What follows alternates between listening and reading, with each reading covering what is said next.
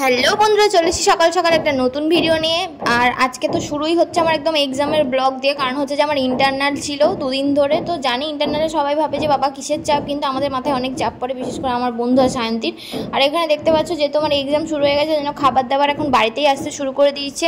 আর বাড়িতে একটুখানি কাজ হচ্ছে, সেই জন্য আওয়াজ কিছু একটা ঠুকঠুক ঠুকঠুক করে আসছে, তো সেটা তো আসতেই থাকবে। আর এই দেখো দিয়ে চলে গেছে এক বাটি টক দই, যেটা খেতে কিন্তু আমার মোটেও ভালো লাগে না, কিন্তু তাও আমি খাবো, কারণ মা দিয়ে গেছে, কিছু ফেলা যাবে না।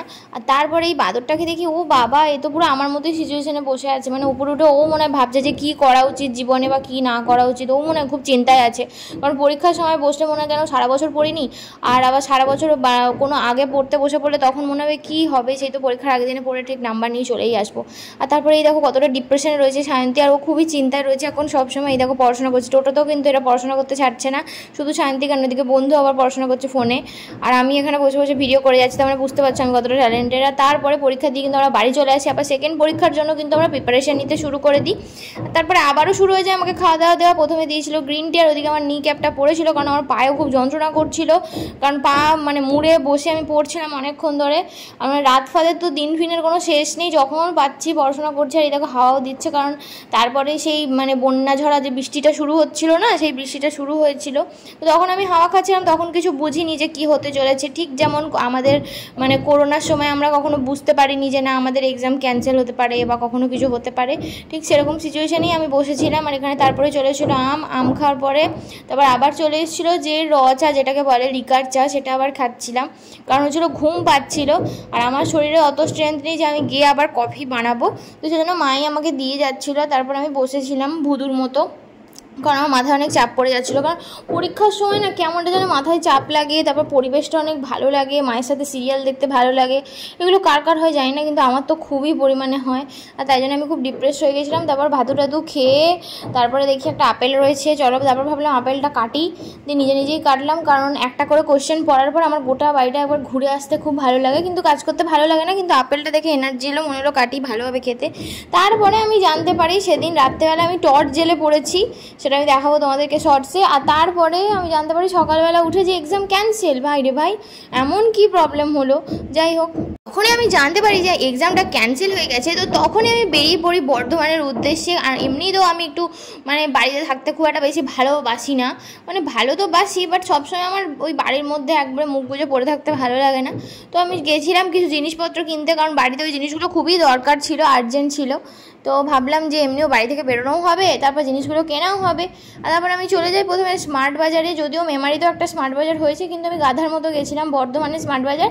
কিন্তু একটা ব্যাপার, বর্ধমানের স্মার্ট বাজারটা কিন্তু মেমারি স্মার্ট বাজারের থেকে অনেকটা বড়। তো যাই হোক, মানে ছোটো প্লেসের মধ্যে ওটা। তো জিনিসগুলো যেগুলো আমি খুঁজছিলাম মেবি হয়তো আমি পেয়ে যেতাম বা নাও পেতে পারতাম, তো তার জন্য আমার কোনো আফসোস নেই, কারণ এইটুকু ডিস্টেন্সটা কোনো বড় ম্যাটার করে না।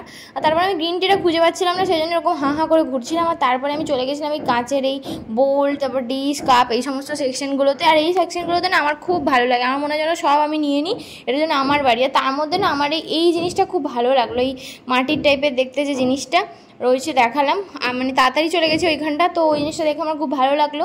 তো আমি কী কী শপিং করেছি সেটা আমি তোমাদেরকে এই বৃষ্টি মুখর জায়গা থেকে ফিরেই তোমাদেরকে দেখাবো। তো আমি এখন রয়েছিলাম টোটোতে, তো চলে এসেছি আমি টোটো করে।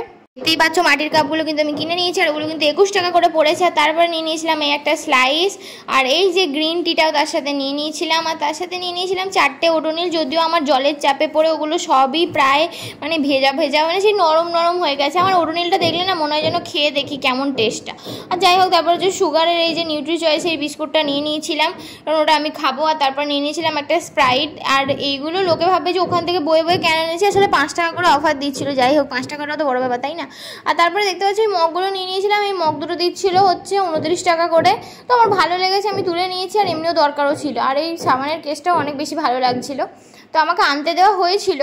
আর বলেছিল পছন্দ না হলে আনতে হবে না, বাট আমার পছন্দ হয়েই যায় আলটিমেটলি। আর তারপরে কি নিয়ে নিয়েছিলাম, তারপর নিয়ে নিয়েছিলাম একটা হেয়ার কালার, ব্যাস এইটুকুই ছিল আজকে আমার শপিং। জামা কাপড় শপিং করতে তো আমার ভালো লাগে না। আর তারপরে দেখতে পাচ্ছি বিশাল মানে কাজে একবারে মন দিয়েছি, বিশাল কাজকর্ম করছি, বাসন ফাসন ধুয়ে একদম মাকে আবার উদ্ধার করে দিচ্ছি। পরীক্ষা মানে ক্যান্সেল হয়ে গেছে, মানুষ কি করে বই নিয়ে আবার পড়াশোনা করে, ওগুলোকে রিভাইজ দেয়। আর আমি এখানে কাজে এরপর কাজ করে যাচ্ছি, দেখতেই পাচ্ছ কি সুন্দর ডিনার সেট আমি ধুয়ে রেখে দিচ্ছি, কি কর্মঠ, সবাই ভাবতে বোধহয় আমি শুধু খাই, সারাদিনের ব্লগে শুধু আমি খাওয়া দেখাই আর হচ্ছে যে বসে থাকি, কিন্তু ব্যাপারটা ওটা নয়। ব্যাপারটা হচ্ছে এখন তো পড়াশোনার লাইফে মানুষ থাকলে তখন কি হয়, কাজ বাজগুলো না ওইভাবে ধরে ধরে নিয়ে গিয়ে দেখানো পসিবল হয় না, কিন্তু আজকে আমি তাও চেষ্টা করেছি দেখানোর, কিন্তু আমি এখান থেকে বারবার এদিক ওদিক সেদিক সরে যাচ্ছিলাম, কিন্তু তাও আমি কন্টিনিউ করেছি জিনিসটা, তাই জন্য সবার আমাকে ভালো মেয়ে বলা উচিত। আর তারপরে আমার ভিডিওটা ছিল আজকে এইটুকুই, আর তোমাদের যদি ভিডিওটা ভালো লেগে থাকে তাহলে অবশ্যই কিন্তু লাইক শেয়ার অ্যান্ড সাবস্ক্রাইব করতে ভুলো না। থ্যাংক ইউ ফর ওয়াচিং, অবশ্যই সাবস্ক্রাইবটা করে দিও কিন্তু, টাটা।